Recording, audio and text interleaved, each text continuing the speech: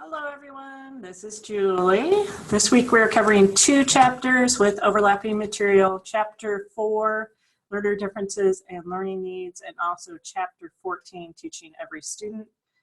I have divided my overview into two separate videos. So the first one will deal with learner differences and learning needs, and the second lecture will cover the material on teaching every student.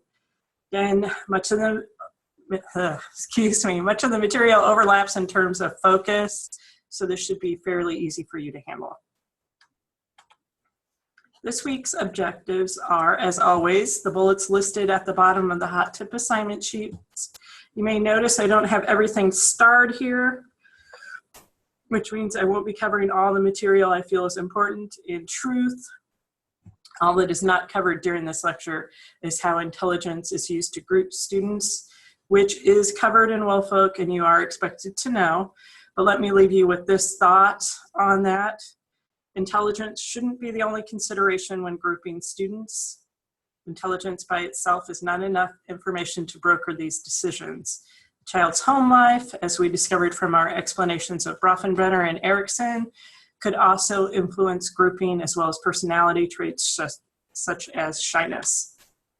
So just something to keep in mind. I think a really important thing to consider is what is intelligence anyway. So let me start by saying a lot of this chapter deals with intelligence in some capacity, although there are plenty of other ways that learners differ from each other. So at this moment, I want to take a minute for you, or I want you to take a minute and ponder this question. What is intelligence? Is it someone who gets all A's? Well, maybe, but some of them are just incredibly driven without being particularly intelligent. Is it someone who can take apart a car engine and put it back together without a diagram? Maybe, but we're probably going to want some other proof of their intelligence. So again, take that moment and just think about what you think about intelligence.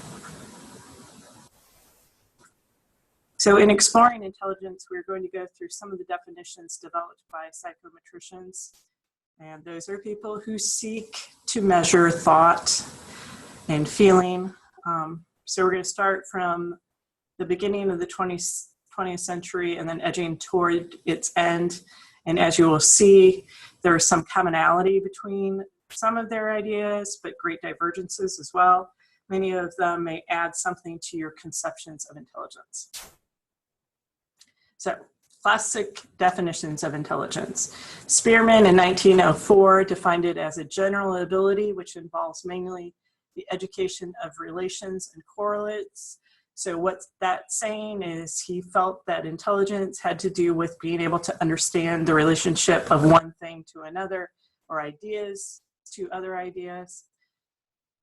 Binet and Simon in 1904 described it as the ability to judge well, to understand well, to reason well, and we can certainly see why that definition makes some sense. Terman in 1960 defined it as the capacity to form concepts and grasp their significance. So we can see that that definition from 1905 and Terman's definition share some common ground. Thurston in 1921 defined intelligence as the capacity to inhibit instinctive adjustments, flexibly imagine different responses, and realize modified instinctive adjustments into overt behavior.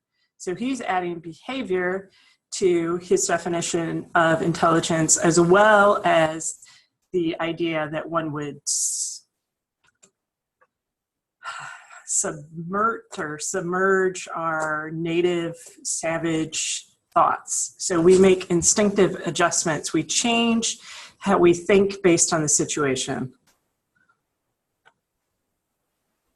And continuing our definitions, Lushler in 1939 defined intelligence as the aggregate or global capacity of the individual to act purposefully, to think rationally, and to deal effectively with the environment. In 1985, Sternberg defined it as the mental capacity to automatize information processing, which information processing is very simple. It's this idea that we take in information and then it gets stored into memory. And we will go into that later in this class. So to automatize information processing simply means that we automatically respond to something. And to emit contextually appropriate behavior in response to novelty. So depending upon the situation, we are able to respond to it appropriately based on prior knowledge. Intelligence also includes meta components, performance components, and knowledge acquisition components. So it includes thinking components and performance, as well as being able to attain knowledge, which we can certainly see sounds like a pretty good definition of intelligence. And then in 1986, Gardner came up with the ability or skill to solve problems, or to fashion products which are valued within one or more cultural settings. And so that leaves us in a good position to talk about this idea of culture and cultural intelligence. So typically in Western cultures, we value things like logic and reasoning as being the form of intelligence, while other cultures have different values and different views of intelligence based on how their culture is set up. So in China, for example, the emphasis is on benevolence and doing what is right. They put an emphasis on the importance of humility, freedom from conventional standards of judgment, and knowledge of oneself. So in our culture, if you want to take a moment to think about this, we tend to maybe not put a lot of emphasis on this knowledge of oneself. Certainly there are schools of thought within our culture that may do that.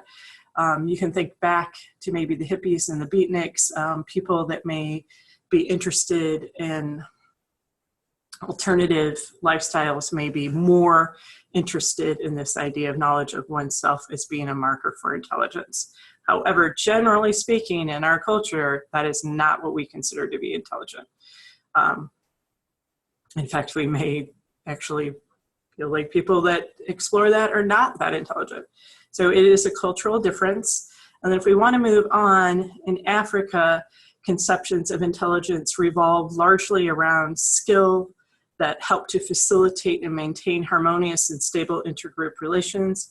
We can imagine if you were a tribal-based culture that this would certainly be a necessity since you're dealing with large groups of people all the time and you're very dependent upon each other.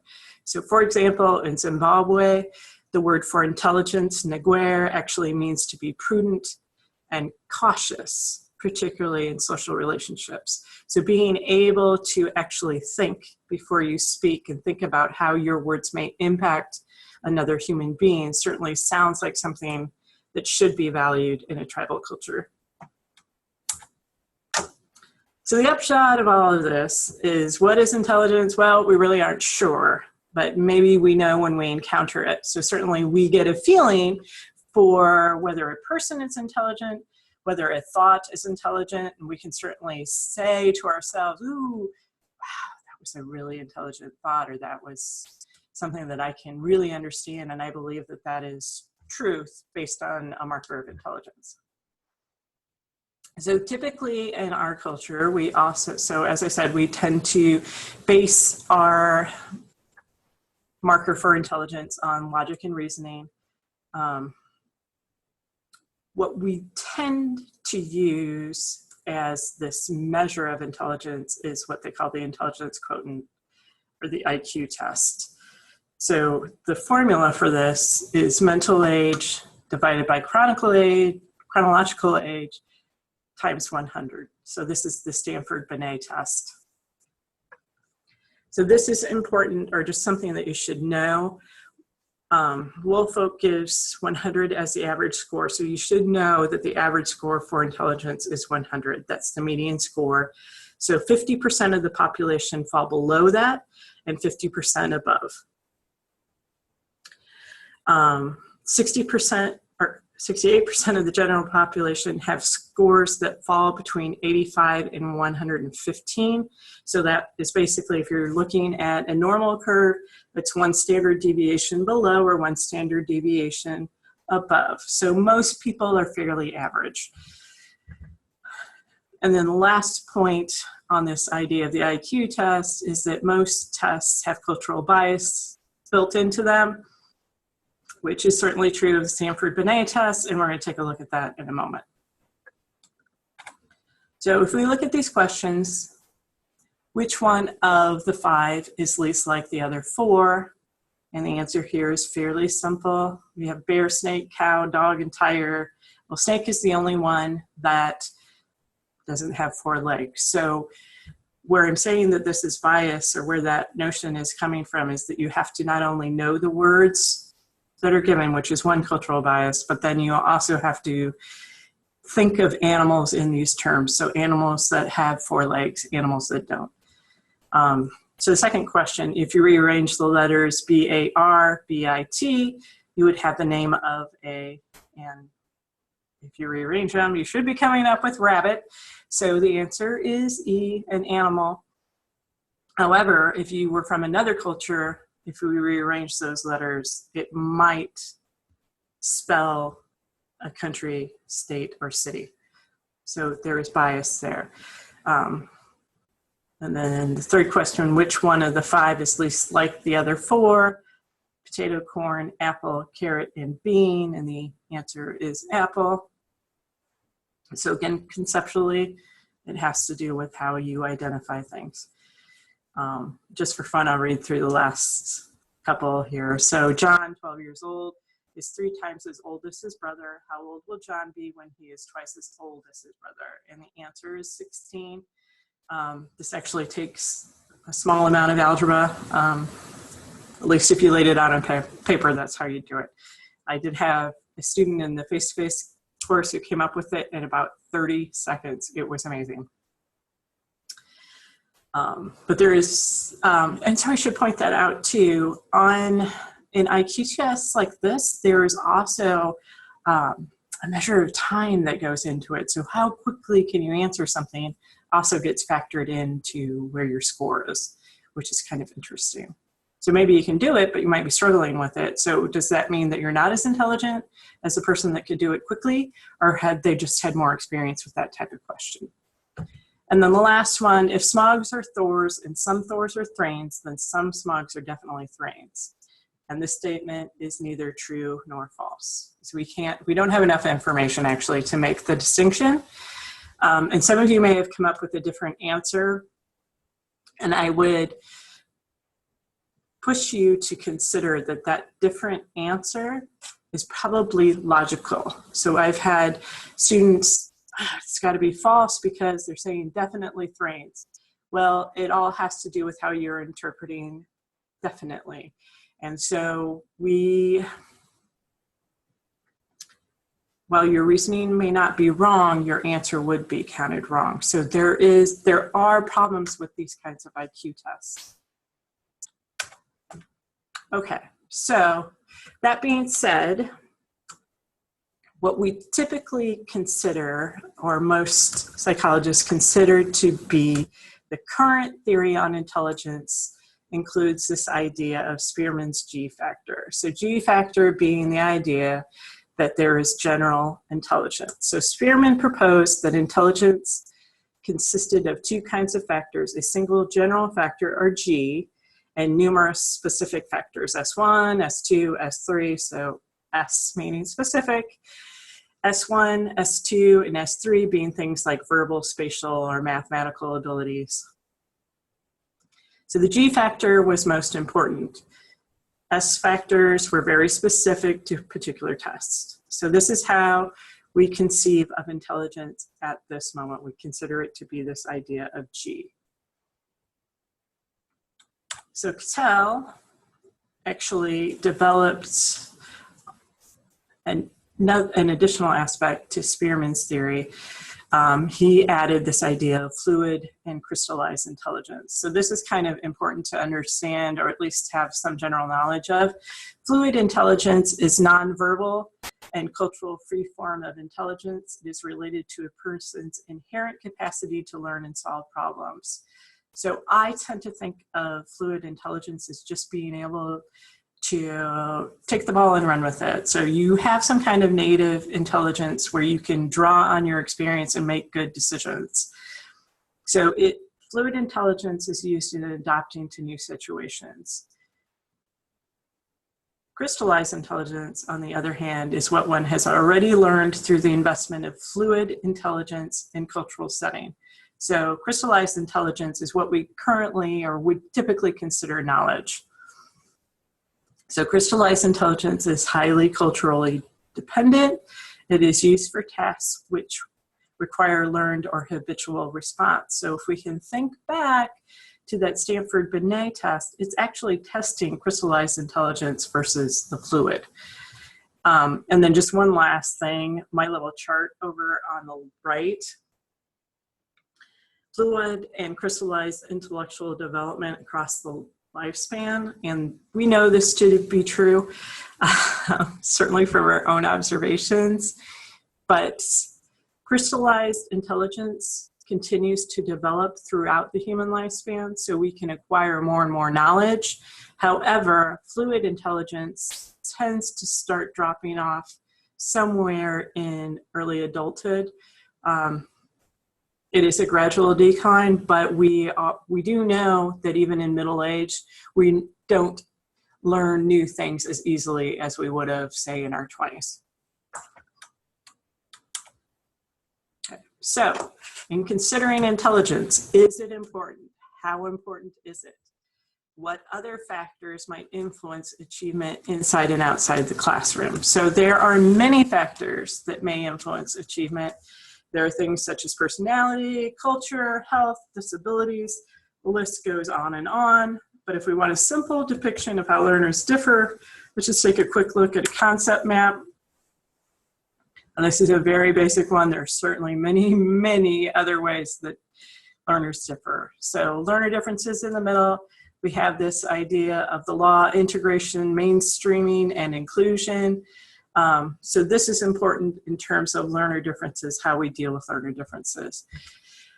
Language and labels, intelligence, ability differences, and reactions to teaching. Learner differences that include creativity, giftedness, and talent. And then lastly, cognitive and learning styles. Okay.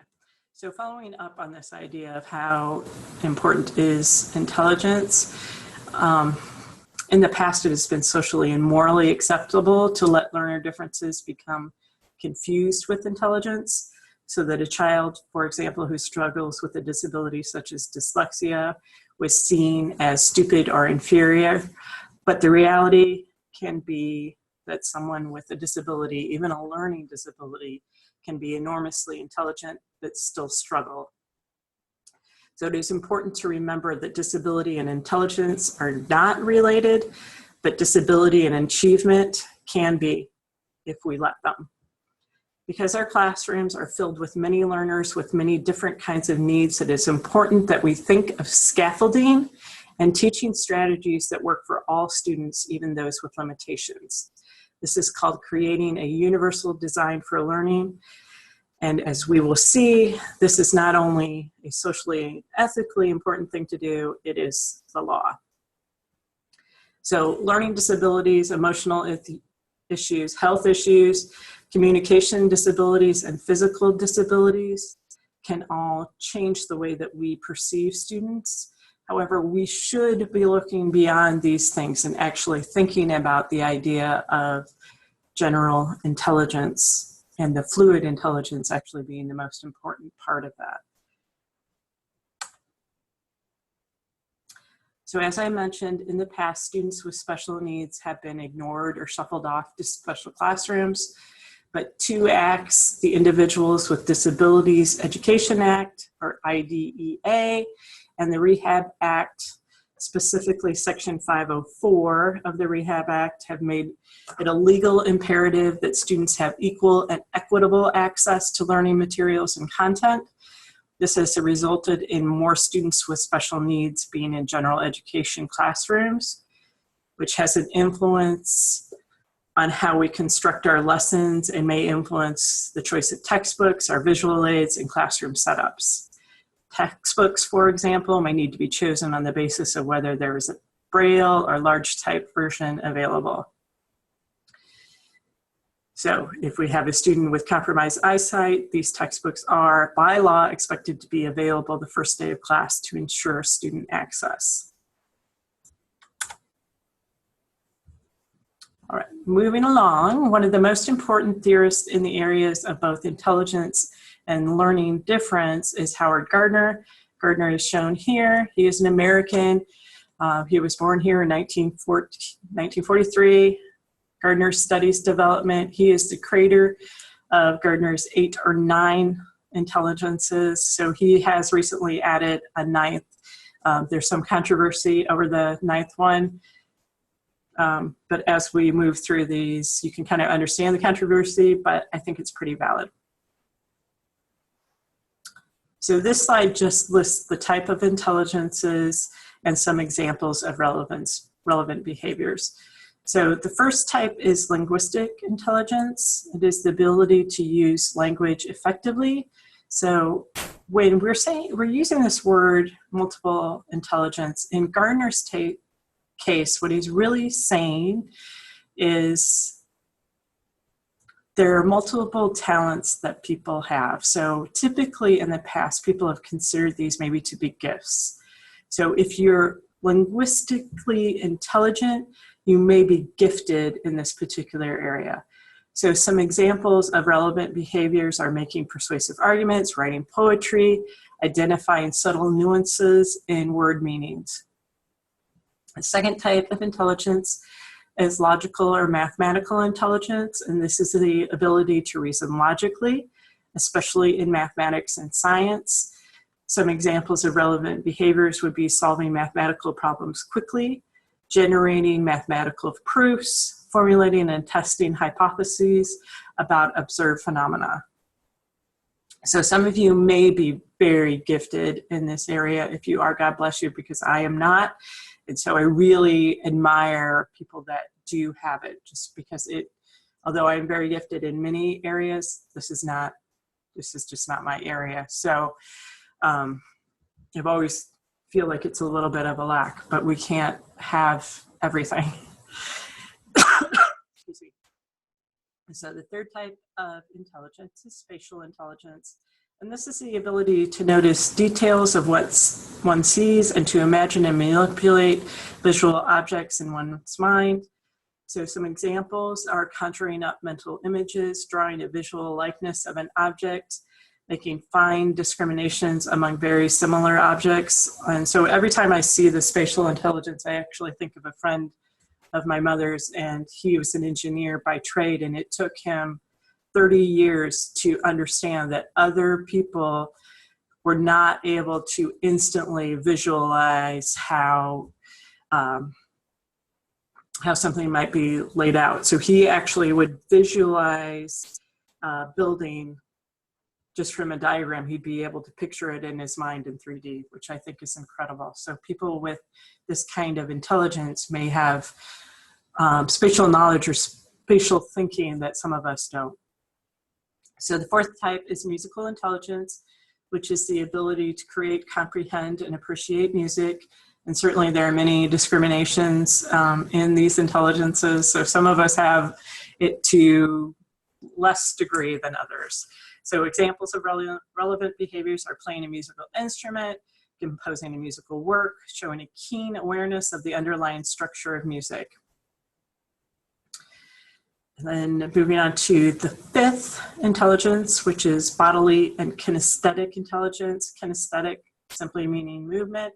So bodily kinesthetic are people that move.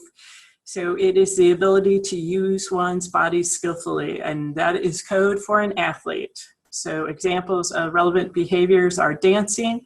And so while we don't necessarily always consider dancers to be athletes, they certainly are. Playing basketball and performing pantomime. So now we're moving on to the last four types of intelligence. Interpersonal intelligence is the ability to notice subtle aspects of other people's behavior. So inter meaning between. So these are people that like other people and like dealing with them. So examples of relevant behaviors for interpersonal intelligence are correctly perceiving another's mood. So just being able to look at somebody and kind of think and reflect on who and what they might be reacting to. Detecting another's underlying intentions and desires, using knowledge of others to influence their thoughts and behaviors. And the next type of intelligence is intrapersonal. So intra meaning within. So this is awareness of one's own feelings, motives, and desires. This person tends to be reflective. Examples of relevant behaviors are discriminating among such similar emotions as sadness and regret. So really thinking about how you actually feel, identifying the motives guiding one's own behavior, and using self-knowledge to relate more effectively with others. Naturalist intelligence, which is the 8th type, is the ability to recognize patterns in nature and differences among natural objects and life forms. Examples of relevant behaviors are identifying members of a particular plant or animal species, classifying natural forms, for example, rocks, types of mountains. So I remember as a little kid being really interested in rocks for some reason, and I did spend time doing some of this. It wasn't my primary hobby, but it was something that I enjoyed doing. And then the last bullet there, applying one's knowledge of nature in such activities as farming, landscaping, or animal training. And then the 9th intelligence is existential intelligence. So existential, as it may sound to you, has to do with the consideration of existence. So it is the ability to consider and examine deeper or larger questions about human existence and the meaning of life. So this person would tend to be quite spiritual. It is also the ability to understand religious and spiritual ideas. Some examples of relevant behaviors are applying one's knowledge to spirituality to both abstract readings and stories, identifying different religions and their intersections. And from here, we're just going to examine some learning and teaching strategies for these different types of intelligences. And I will say here that there's some controversy about Gardner's theory as well as Meyer's theories concerning learner styles and preferences. And basically what the controversy is that nothing has been proven conclusively about whether or not it's relevant to employ strategies that appeal to these different types of learners in a classroom. And I would caution that although the evidence may not be there completely, we can certainly understand as individuals how appealing to one's gifts or being allowed to maybe incorporate one's gifts into a lesson will help learners connect to the material. So I would just say that we know that it has nothing's been proven conclusively.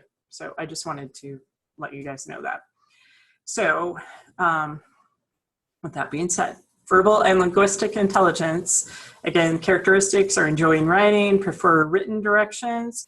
They enjoy reading and telling stories and listening to them. So some learning strategies may be, and so if you do have this type of intelligence, think about this and think about these as strategies you might employ. To highlight, to write notes in textbooks, to recite ideas in your own words, and then to talk to other people. So to verbalize what you're learning. Teaching strategies might include encouraging them to say and see words, to read books together. So depending upon the age, right? But certainly it would be a way, even with older children, to connect. So, oh, Joni, you really love Flannery O'Connor, so let me talk to you about that. It's that kind of thinking is where we can actually use these multiple intelligences is in drawing in relationships to students, which is super important. Okay, so moving on, visual and spatial intelligence. Some characteristics, again, are to draw pictures to clarify, to understand maps and illustrations more readily than text. So again, you're reacting to things spatially and visually. To assemble things from illustrations and to enjoy books with lots of illustrations. So those of you that may think you are gifted in this area, learning strategies may be to create maps and other visual aids, to code notes with different colors, to focus attention by sketching or drawing, and to visualize yourself doing new tasks. For teaching strategies, we can include drawings, verbal, and physical imagery to help these students connect to material. Bodily and kinesthetic intelligence. So again, kinesthetic just means movement. So the characteristics are enjoying physical exercise. They tend to not sit still for long periods, so they want to be out doing stuff. That's their natural inclination.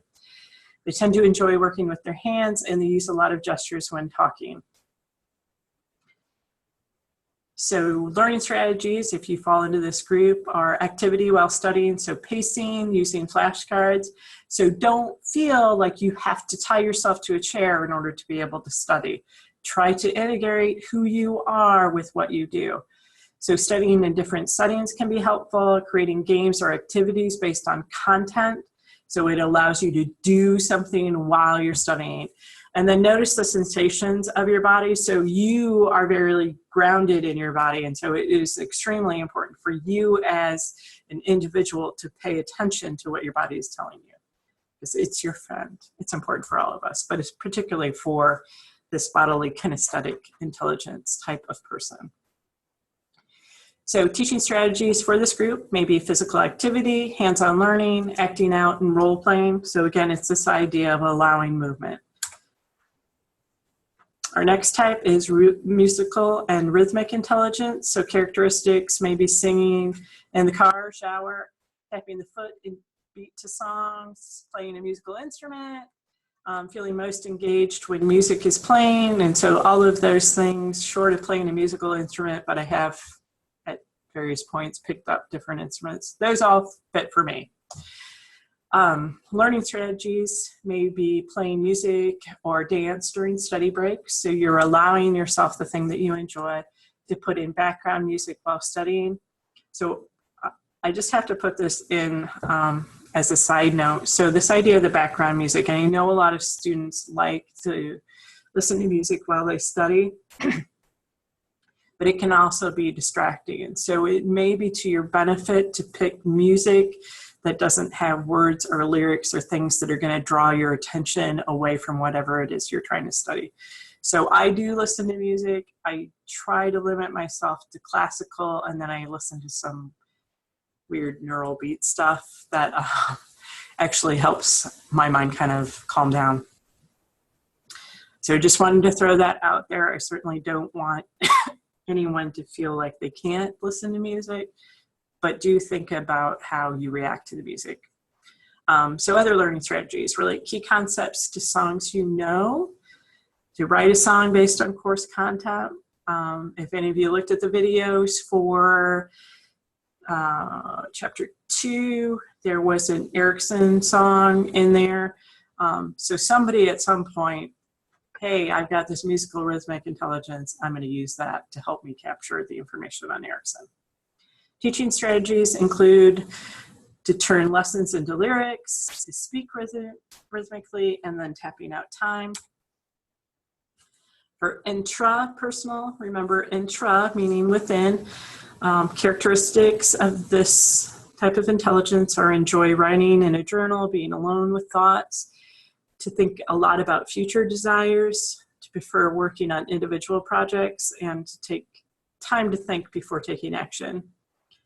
And learning strategies, so if you are in this group, things to consider doing to connect course content to personal values and goals, to study a topic alone before attending a study group, so you may get the most out of studying alone, but then you might also want that connection to other people, which is certainly valid. So doing a little bit of both may be to your benefit. To connect readings or lecture to a significant personal experience, and that's true in reading textbooks or other materials for courses. A lot of times what I find myself doing is jotting down little notes. Well, that reminds me of Aunt Bobby, or that reminds me of Salim, or something that connects me to what I'm reading. Another learning strategy may be keeping a journal. In terms of teaching strategies, so you can allow independent study and opportunities for introspection or reflection. So one of the great things for those of you that possess this is on these discussion boards, you get that opportunity all the time. So you might be naturally drawn to an online course, whereas some other students might not find that to be very natural at all. Interpersonal intelligence, on the other hand, has to do with being able to deal with others effectively. Some characteristics are enjoying group work over working alone. They tend to have many friends and spend time with them regularly. They prefer talking and listening over reading and writing. They thrive in positions of leadership. So they like being with other people and they like maybe telling them what to do. So learning strategies. If you do fall into this group, form and conduct study groups. So that's always a great thing. You can really learn a lot in study groups, and it gives you this opportunity to connect to other people. Creation of flashcards and use them to quiz study partners. So again, it's this idea of having other people around, so you're feeding into the things that you most enjoy. You can volunteer to lead discussions, and then you can teach the topic to someone else. And teaching strategies for this group include using group activities, seminars, and dialogues. The naturalist intelligence has to do with enjoying nature. So characteristics include enjoying collecting insects, leaves, or other objects. They enjoy being outdoors. They find important insights occur during time spent in nature. So you can think of someone like Emerson, who might spend a lot of time outdoors and really talk about nature with the big N, right? Read books and magazines that are nature related. So some learning strategies, if this is you, during study breaks, take a walk outside, post pictures of outdoor scenes where you study. So again, it's allowing you to connect to the things that you really enjoy. You can invite classmates to discuss courses while taking a walk. So again, being outside, letting yourself be who you are. So teaching strategies may include observing nature, recording nature, classifying and collecting objects and species. So really allowing these students to build on the skills that they have, their knowledge. And then we have existentialist intelligence. So again, characteristics are the focus on larger connections between ideas, people, and things. They are interested in spiritual questions related to life and death and the beyond. There is a willingness to perceive and think beyond the senses, and they tend to also enjoy being outdoors, so they like to connect to the bigger world as well. So learning strategies can be connecting classroom lessons to big questions. So the big questions being, why are we here? What happens when we die? So those kinds of big questions that everyone who is human grapples with at some point or another. And then the other learning strategy listed here is to examine topics from multiple perspectives. So for the person with existential intelligence, they also tend to think about others. So the multiple perspective things falls right in line with that. Teaching strategies provide opportunities to recap and consolidate information on larger ideas, and then provide opportunities for students to instruct fellow students. So there is that connection to humanity. Why are we here? And I think one of the answers that people come up with is we are here to help other people. Not exclusively, I'm just saying. All right. Oh, my slides are out of order. So I'm going to flip forward just for 1 sec. So this next thing that we're going to talk about are learner styles and preferences, and this was developed by Richard Meyer. So he was born in 1947. He was born here in America. He studies cognition and learning, and he developed the 3 facets of the visualizer, verbalizer dimension, which sounds really fancy, but it's really not all that complicated. So in terms of learning styles, we tend to put learners on, or at least Meyer puts them on this continuum visualizers versus verbalizers. So we have this idea of the continuum. On one end, we have people that visualize, and on the other hand, we have people that verbalize, so they use words. So a learning style preference is for how we process new information that is presented to us, either visually or verbally. So for visualizers, create mental pictures that are very detailed and precise. So an example might be a detailed mental image of a scene or room described in a piece of fiction. So some of you may read without really thinking about how the scene actually looks. So I feel like when I read, yeah, I might, for example, get some picture of what Jane Eyre looks like, but I don't spend a lot of time thinking about the room that she's in. So I'm just kind of absorbing her experience without doing a lot of visualizing. But that's me. Everybody's different. So that's the whole concept behind this chapter, is that people think differently, people have different capabilities, people have different needs. On the opposite end, we have verbalizers. So verbalizers would rather give verbal explanation rather than make a drawing or sketch, and they are better than average. They have better than average fluency using words. Okay, so the facets of the visualizer-verbalizer dimension, and there are 3 of them. There's cognitive ability, cognitive style, and learning preference. So cognitive ability is this idea of ability, right? So what are we able to do cognitively? So there are 2 types of learners that Meyer describes. There are those with high spatial ability, which are good abilities to create, remember, and manipulate images and spatial information. And then there are those with low spatial ability. They have poor abilities to create, remember, and manipulate images and spatial information. So within cognitive ability, there are 2 types of learners, one high and one low, and the descriptions pretty much are self-explanatory. Cognitive style. So cognitive style, how we think about things. So there are 2 dimensions here. There's the visualizer, who thinks using images and visual information. So this is how you think. This is your cognitive style. A verbalizer, on the other hand, thinks using words and verbal information. So it's how we think. So visualizer, verbalizer are cognitive styles. And then learner preference is just how we prefer to get information. So that's different than cognitive style, which is about how we think. So this is how we prefer to get it. And they can be different.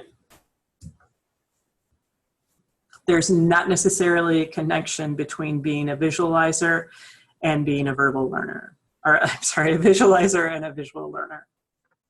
Weird thing about the mind. Okay, so learner preferences are broken again into 2 camps, the visual learner and the verbal learner. The visual learner prefers instruction using pictures, and the verbal learner prefers instruction using words. Okay, and so this diagram just depicts the idea that all of these areas overlap. So it's basically, it's a very simple Venn diagram, and the idea is there are certainly areas where different learners can have different aspects of each. So like I just said, just because you're a visual learner doesn't mean you're a visualizer. Okay, so last slide on Meyer. So object visualizers prefer to construct vivid, detailed images of individual objects and visual scenes. They're better on object imagery tasks. And spatial visualizers prefer to represent spatial relations between objects and perform spatial transformations. They are better on spatial imagery tasks. So object versus space. And that is the end of chapter 4. So I appreciate you taking the time to watch the video. I will be posting chapter 14 here within the next couple of days. So thanks, and have a great morning, afternoon, or evening, whatever it is for you.